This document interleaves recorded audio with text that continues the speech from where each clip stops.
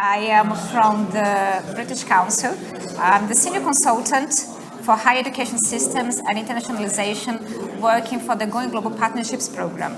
So today here, I'm delighted to be in this Cyprus Forum event with you. And with me, I have some guests and some panelists in person, and some you cannot see yet, but they are connected.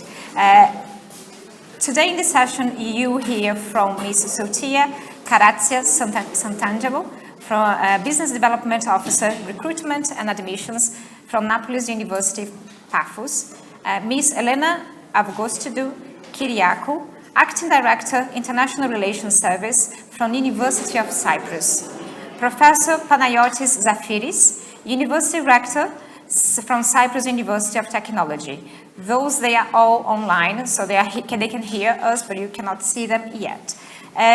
We also have today Dr. Richard Parkman, Associate Head, Plymouth Business School International, Associate Professor in Transnational Education and Management from Plymouth University. And here, at my side, I'm pleased to have Dr. Richard Tomlins, Regional Director for UK and Europe from Coventry University. So today this session is about higher educational frameworks for equitable partnerships. And I'm aware of the delay, so it has been a knock-on effect. We will try our best to try to go to the key points and see how we go with time, and aim to finish, just after 6:30 or 22.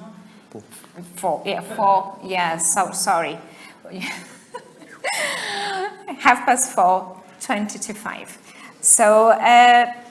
So without any further delay, what we asked the panelists today here were to share their experiences. So I think you're going to hear more about the actual partnerships that have happened, how collaborations work in practice. And we asked them to share, what is their partnership experience with transnational education? May that be a dual degree, a franchise model, research, collaboration. What educational framework they used to make that happen? And were there any key elements that were fundamental for that partnership to work, and how they incorporated or considered equity in their partnerships?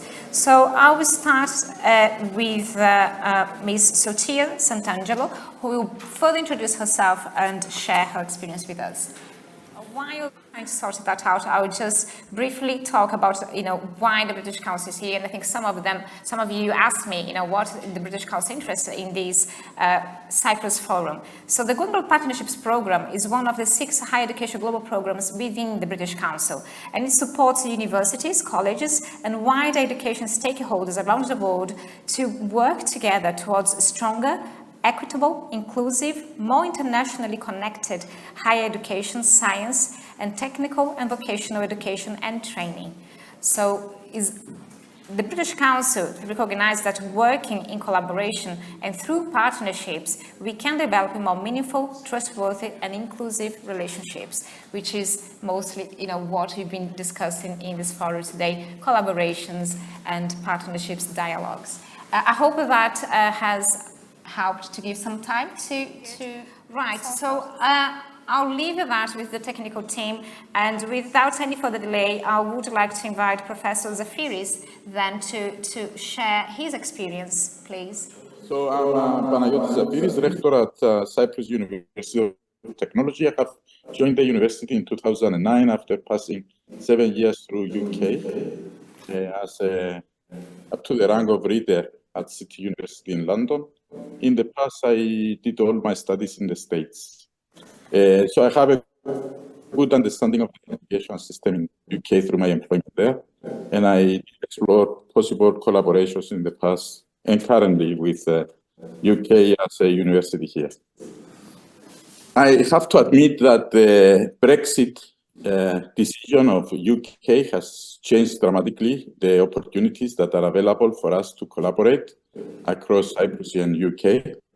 As a state university, we invest a lot in research funding schemes, and this has been tremendously influenced by the decision of Brexit. In terms of collaborations in educational programs, dual programs, and other such opportunities. We have a legal restriction here in Cyprus that state universities like the one I lead have to focus on undergraduate programs in the national language, which is Greek. So we have quite a big difficulty to collaborate on the undergraduate level of programs. We might have an opportunity to collaborate in master programs, but this I know from experience that UK universities invest a lot in master programs for financial support of their own schemes, and collaborations are quite difficult in that level. We had difficulties in Erasmus programs in the past. Now I think they are even more difficult. Often when we used to send students to UK universities, the UK universities were very, very careful and negative in hosting a lot of students, given the fact that EU Erasmus programs require that the hosting university will provide free tuition to the students.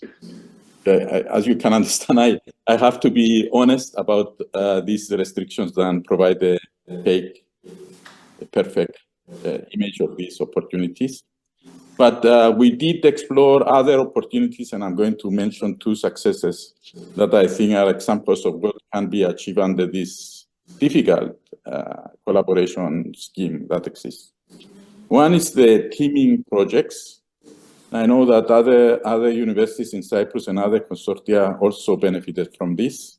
A big success is Science, which is a common research center of excellence, where the University of Cyprus, the Cyprus University of Technology, Open University, and the municipality of Nicosia are collaborating together to establish a world standard center of excellence funded by EU with 15 million euros and funded by the government of Cyprus with another 15 million euros.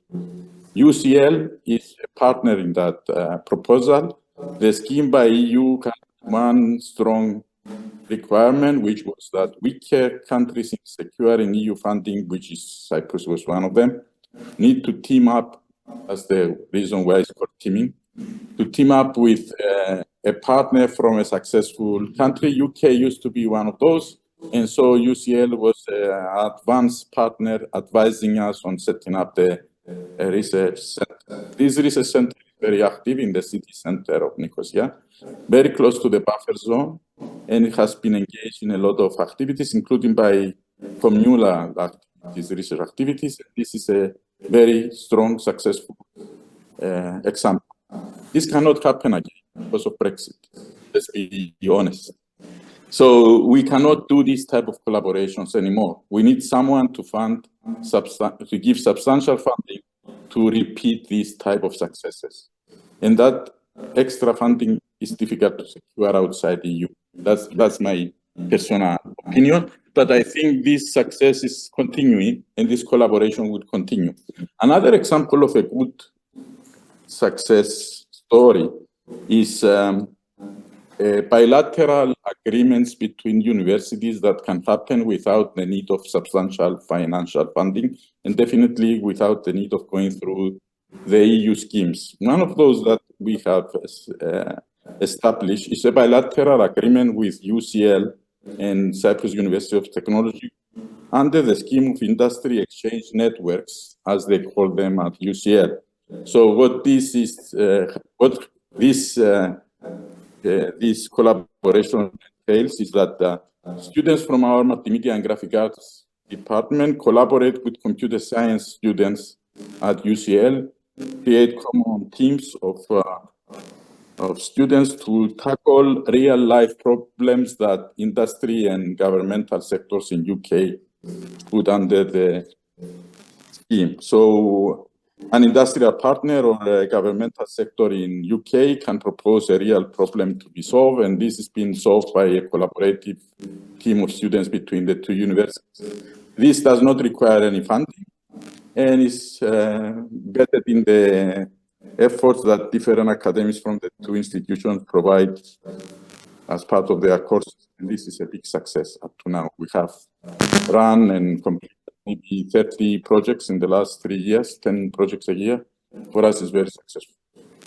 So thank you very much. That's all I wanted to say at this point.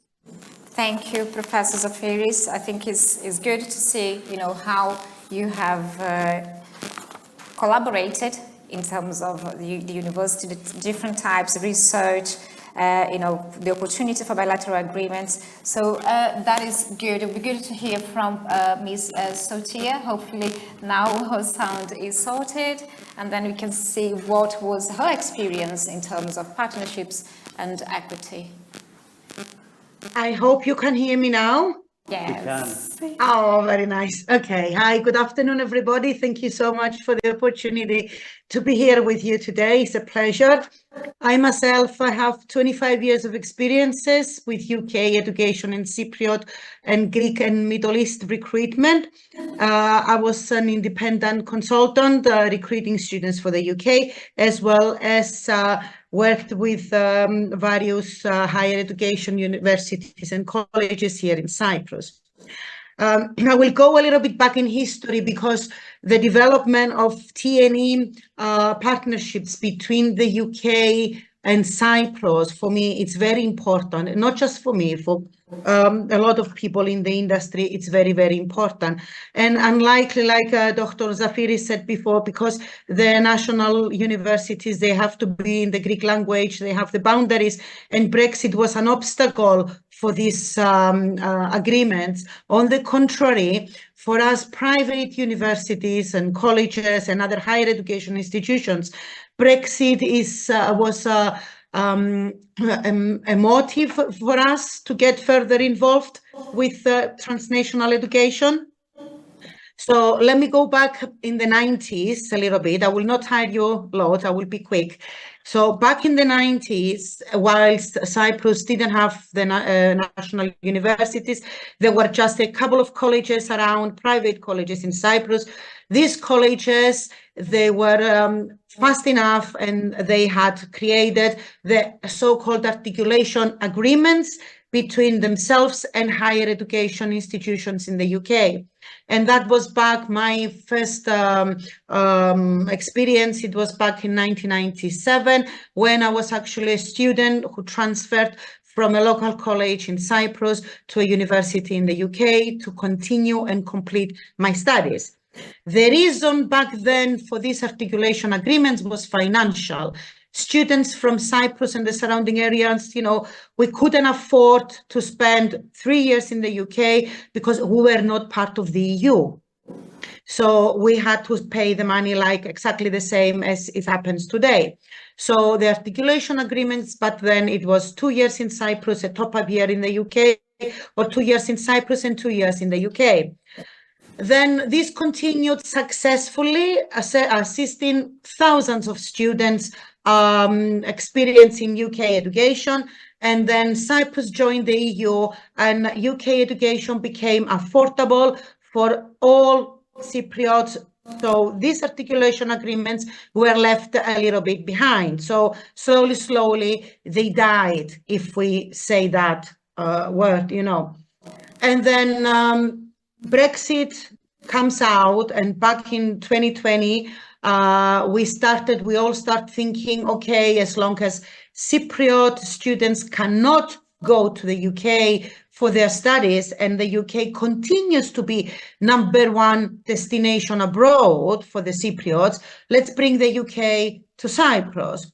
So, including myself, we have done successfully launched full franchise schemes in Cyprus with local institutions and the UK, which attracted students, full franchise modeling means that we take the program as it is in the UK, as the UK university delivers it under the authority of the university. And instead of this course being delivered in the UK, it's delivered in Cyprus, not at the university campus, but under a full franchise agreement. Mutual benefits for both institutions, and more like for the students who could join the UK course, the UK qualification, the UK credibility that they wanted all along, studies 3 years instead of 4, and having the opportunity to transfer from Cyprus to the UK on their second or the third year with existing fees upon the agreement collaboration that was done between the two parties. or the British students, they had the opportunity to come to Cyprus as exchange students on this collaboration, not under Erasmus or any other mobility scheme available. Joining Neapolis University, I had the opportunity for quite some time now to explore Middle East recruitment. Having explored Middle East recruitment and the proximity to Cyprus, and exploring and discussing with students, their parents, the opportunity, if they would like to come to Cyprus and study a British degree, the results and the feedback received from like Lebanon, Cairo, Alexandria in Egypt, and then Jordan, Abu Dhabi, Dubai. Students from these areas, they're eager to come to Europe. They're eager to study European degrees. So coming to Cyprus, which is very close proximity, in a university, because as a university, we can offer the status UK universities require, that was embraced widely by the thousands of students that have attended the events and the exhibitions we have seen. So I consider it the next best thing, and I consider it really serious, and I would like to, I could talk all day about it, but having in mind time conference, so I have to narrow down and give you everything in a rush. So it's highly recommended. We would like to get into more discussions. People embrace it, students, parents, higher education institutions from both parties, from Cyprus and from the UK. Thank you very much, Sotia Santangelo. Really good. Yes. Thank you very much, and I will be back later for questions. I would like to allow my colleagues here to have their own time on board. Thank you so much. Thank you. So I think it's interesting, we have seen different perspectives, how opportunities presented themselves in different ways, depending on the type of institution you have, the relationships you have established, and how some challenges can come with new opportunities for new diversification of approach. So we'll be good to hear a bit from Dr. Richard Parkman next, and see what his experience is, what other elements he can bring to the discussion before we open for question after we hear from our next two guests. Dr. Hi. Yeah, can you hear me? Yes. Brilliant. So good afternoon, everybody, and apologies I can't be there in person, but it's great to be invited to talk to you all about the University of Plymouth and Plymouth Business School more specifically, and our experiences around sort of international activities, transnational education and partnerships. So I produced a little slide, but I don't need them. In the interest of time, I'll just sort of talk through, but just sort of let everybody know that the University of Plymouth is located in the southwest of the UK, otherwise known as the England's Mediterranean. So we are located right on the English Channel. It is sunny here sometimes, unlike Cyprus, where it's sunny most of the time. So again, that's also where we're located. The university is a modern university, although we trace our historical beginnings back to 1862 as a school of navigation. So again, our sort of foundations are in the sort of marine, maritime sections or disciplines. Despite we have three fairly sizable faculties, a faculty of health and medicine, faculty of arts, humanities and business, and the faculty of science and engineering. We're all, apart from the medicine and health, we're all sort of embedded in the marine and maritime nature of our location as well. So as a business school, we have a very strong supply chain, marine and maritime and logistics set of subjects as well. Well, as a business school, we're fairly sizable, I guess. We have some in the region of 82 members of staff with over 2,500 taught students, and we currently have over 100 PhD students. That's what we have located in the UK. So to go about the transnational education, I've been involved in the university's transnational education for the last 14 years. A little bit about me. I started life as an academic, then I moved into our academic partnerships directorate, where I was a partnerships manager for 3 years, where I looked after a number of our transnational education partnerships. So we currently have 5 partnerships, and as Sotia was talking about, we have some which are franchised, or as we refer to it, contracted out. So where we literally take our programs and we deliver them in their entirety, completely mirrored in country. Some have fly-in faculty, some partnerships don't have fly-in faculty, and this is where the costs can escalate or be reduced or controlled depending on the relationship.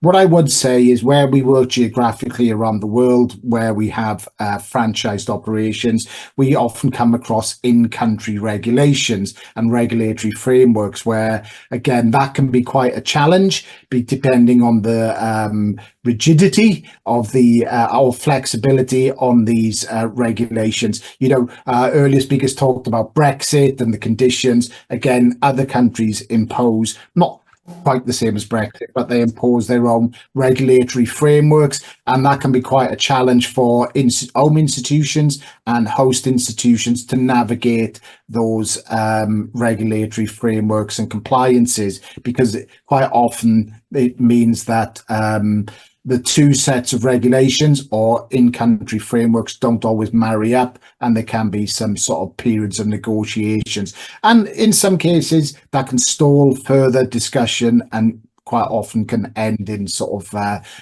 partnerships not flourishing. So that's one aspect that we have, and we have 3 of those partnerships have run. One has run for nearly 12 years, very successful. Somewhere in the region of 23 programs currently operating from doctoral level right down to undergraduate and CPD models, not only within the business school, but we run them in health, education, sciences, computing, and architecture as well.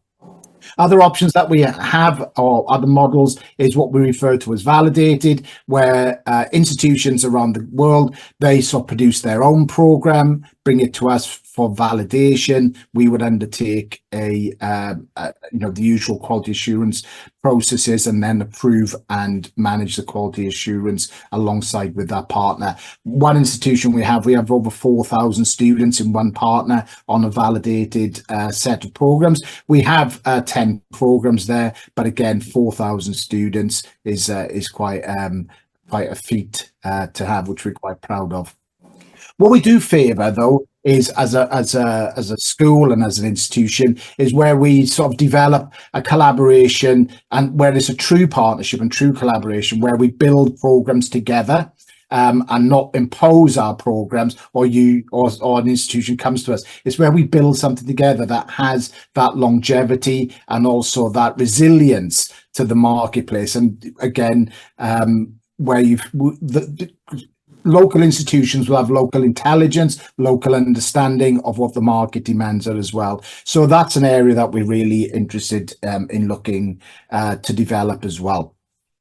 We talked about articulations. We're always keen for progression and students to come to the UK and to come to Plymouth. But equally, and something which I'm really passionate about, is exchange, not only students, but faculty exchange as well. And again, from a UK perspective, and I think maybe some colleagues who work in the UK, it's really difficult to get UK students to go overseas to study, but I think it's a real opportunity where we can sort of get student mobility despite the challenges of Brexit.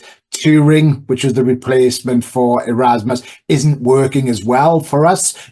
I'm not sure whether it's working for you either, but again, it's about those abilities and trying to explore opportunities for faculty and student exchanges. Again, areas we're looking to develop, we haven't been particularly strong in it, but it's around sort of research centres. It's high on the priority for us, certainly around our submarine, maritime and shipping sections, to really look to develop sort of research centres in like-minded institutions. I haven't got much else to say. I've got a lot to say, but I'm conscious of time. But is to try and get as much as I can in that sort of 5 minutes. I've probably overshot. But yeah, I welcome any questions at the end, like everybody else. So thank you very much for the opportunity. We have such a rich panel today, and I think transnational education is such a thing that goes. We had just in December 3 days discussing transnational education, in Edinburgh with UK and overseas stakeholders. So I really feel sorry that I had to interrupt you there, but some key elements you brought to the table, Dr. Parkman. I think the UK perspective is one, in terms of your experience partnering in those collaborations. You mentioned crucial elements that we can see that is make a successful partnership. So the building the programs together, that collaborative work that will sustain and bring that longevity you mentioned. So that is really interesting. So I'll go back to Cyprus, and I'll invite Ms. Elena Avgoustidou-Kyriakou to share briefly. I'm really sorry, you told we needed to finish in 6 minutes, so I don't want to impact the other final 2 ones. So if you can be a bit more brief, Elena, so Richard can also share his rich experience, that will be very welcome. So over to you. Thank you for this opportunity, and thank you British Council for the invitation, as well as the organizers for the organization of this event. The University of Cyprus was the first public university to be established in 1989 in the capital of Cyprus, Nicosia. We're a comprehensive university, research-oriented university, and we've been collaborating with the UK institutions since early days, since the beginning. The opportunities are there. We have to take advantage of these opportunities, and also in order to overcome the obstacles. If I can give some examples of what we've done until now, and also about potential cooperation with the UK institutions. Of course, we've been collaborating very extensively in research cooperation, and also within the framework of the Erasmus program with exchanges for the mobility of students and academic and administrative staff. After the Brexit, there was a halt in this, but only temporarily, in this kind of collaboration. But we still have signed agreements with our UK partners, and we have realized mobility to and from the UK after Brexit. So there is possibility to realize mobility of both students and academics, if there is the bilateral agreement and consensus between the institutions. Another example is, of course, as Professor Zaphiris has mentioned, the Center of Excellence that created in Nicosia in collaboration with University College London. We, as the University of Cyprus, we also have a Center of Excellence that we have created with the Imperial College London, in London. And of course, there is opportunity to develop with our existing and future partners in the UK joint degrees as a university, not only at the master level or a PhD level, but also in the undergraduate level as well. Since the University of Cyprus has an English Studies department, that is, and the courses are not taught in Greek, and also French and European Studies department, as well as Turkish and the Middle Eastern Studies department. So there is potential for collaboration. And as it was mentioned by our UK colleague from Plymouth, is that what we need to consider is to build together partnerships jointly, joint degrees, organizing jointly summer schools for our students, participating jointly in research, And of course, realizing jointly cooperation, either educational or research cooperation. These are the ideas in a nutshell. Thank you again for this opportunity. Thank you. That was really, really interesting to hear. And I think that, again, there are key elements that we can see on this transnational education debate. So mobility of staff and students. And it's good to hear that you have had some good experience and see that as a way that can be, can happen. So I invite Richard now, who is here, to come next. So if you caught the informal version earlier, this is the formal presentation around Coventry University. I'm Dr. Richard Tomlins. I'm Coventry University Group Regional Director for UK and Europe. I think it's probably fair to say the brief was to tell you about what we've done with Cyprus, but to take you on a journey as to what we could do with Cyprus. We've had a good bulk of students from Cyprus. We've got a really diverse student body. You can see a bit of Coventry in the background, the ruined Second World War cathedral linked through to the modern cathedral. And I'm not sure how staged this was, but I love this item of clothing that this woman's got in terms of, it's got the pulse leading to the heart. And I'd very much like to think, as a civic university, that's what we're about. We have a campus, we have 7 campuses. This is the Coventry City Centre campus, and that close to the ruined cathedral from the Second World War, but very much a civic mission. And our chair talked about the need for us to think about equity in the presentation, so we look to partner, we look to collaborate. Let me give you a little bit of that feel as we go through the slides. We're vibrant, we're both established and young. The original College of Art and Design was from 1843. Like Plymouth, who also spoke this afternoon, we're one of the new universities, but again, very creative. What I'll do as I go through the presentation is also to speak about our strategy themes. So 4 of those: education and student experience, which I'll come to first, research and impact, enterprise and innovation, and a global university will be the common theme that runs through all. So we're interested in Erasmus+. I'll part that for later discussion. My contact details are at the end of the presentation if you want to contact me. We're after a European partner university. So if you're connected to a university, you are a university in Cyprus, you might want to partner with us across a range of different facets, whether it be Theme 1, Theme 2, or Theme 3.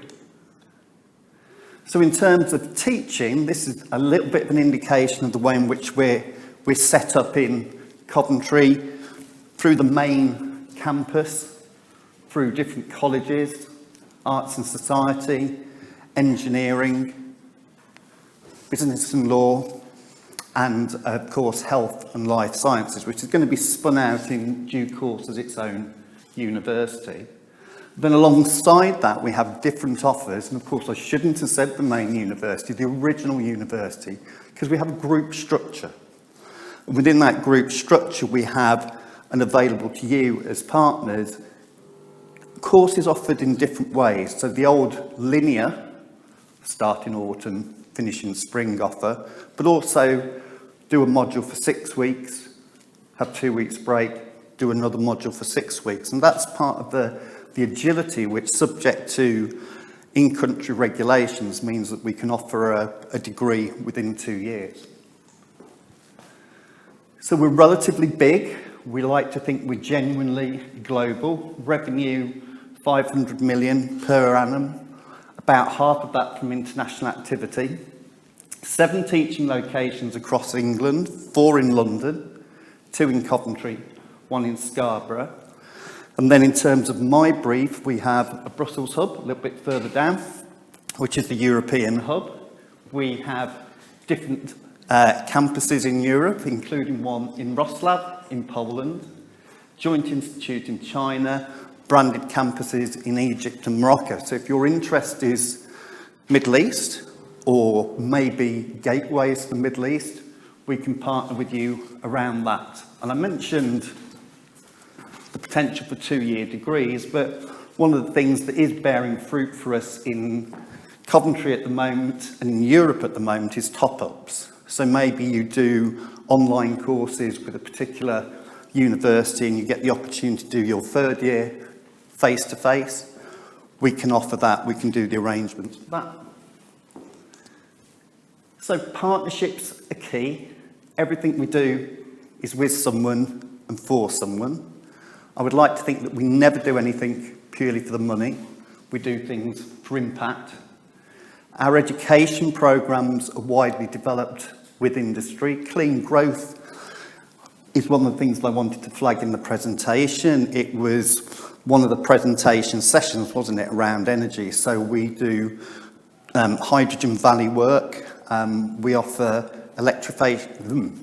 forgive me, delegates, electrification courses for different car firms, JLR, Jaguar Land Rover for one that I could tell you about, but I'm not sure if I'm embargoed from talking about it. So our research is done to tackle real-world problems and to give societal impact. And one of the concrete innovations that we're undertaking at the moment in Cyprus is around maritime security. And our enterprise and innovation activity further opens up those opportunities. So we'll have teaching, which then we'll develop through research, and then which we'll seek to commercialise. And again, to have a Cyprus partner to do that in Cyprus, however also in the UK, would be absolutely tremendous for us. So the right partners are vital, and we can support that in the policy context as well. So Greg Jones, who's director of our Brussels hub, really, really excellent, so well networked, and can make the connections between us, yourselves, and different European universities. Future projects, big research theme focus going on at the moment. 4 main focuses, or is it foci? Health and well-being for number 1, sustainability and clean growth for number 2, societal resilience for number 3, doing a lot of work in Ukraine at the moment around trust, peace, social relations, and of course, really importantly, recovery, and culture and communities. And the clicker has either stopped or that's the last slide. No, it's not. There you are. And we have 18 research centres. So we'll send the slides out after the event. So you don't have to scan these all now, but you get an idea of the scope of our research. Martin, you'll have to nudge it on again. I think the batteries must have gone. Thank you very much. And in terms of Horizon projects, currently working with 100 European partners. So in 23 countries. So one of the questions from one of the speakers in the earlier panel was the loss of relationships through Brexit. But we are now back as a fully formed partner, a full partner even, as part of Horizon. So we can partner with Cypriot universities, we can be the lead partner, we can collaborate, and I think we've got that enthusiasm back as well. So one of those 18 research centres that I mentioned earlier, on its own, submitted 7 Horizon bids for the February call. Martin, if you could do your wizardry again, please. Makes me feel so important being able to shout to the back to move my slides on. So this is to give you a feel of the enterprise and innovation side of it. I said there'd be 3 themes. So we work to commercialise our academic input and output. So we do CPD, we do consultancy, commercial research, apprenticeships, funded PhDs, including through industry. KTPs have slipped into the jargon, knowledge transfer partnerships, IP, facilities, and equipment development. I'm not going to risk the clicker again. Martin, your wizardry again, please. And this is simply to give you an idea of the range of different partners that we have through, of course, we're Coventry, Jaguar Land Rover, so headquartered in Coventry, and of course a nod to our frequent collaborators, British Council. Now, Martin, I've forgotten the run of my slides. I think that might be the very last slide. apart from my contact details. So there are my contact details. Lovely to speak to you. Thank you for listening, and see you next time. But get in touch. The invitation is there. I'm sure that the organizers can handle some of the questions you might have had in your mind. So fire them away. We'll be more than happy, to address those. Not only, us from the British Council as the panelists, to see, how we can help and see how we create those connections with you. So thank you very much, and thank you, the panel, for your patience and your time.